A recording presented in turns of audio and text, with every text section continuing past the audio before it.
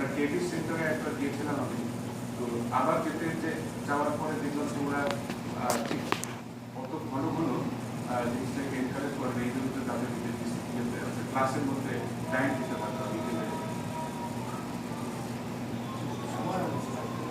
তো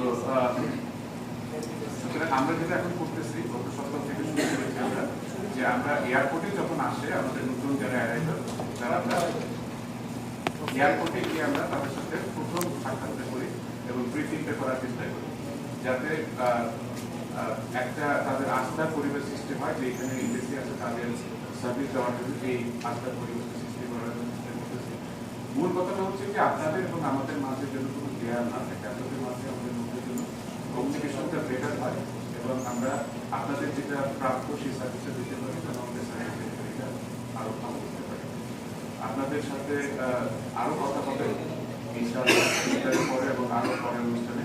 আজকে কিছু সময় আরো একটু কথা বলতে চেয়েছিলাম, যাই হোক আপনাদের সবাইকে ধন্যবাদ। আর বিসিকে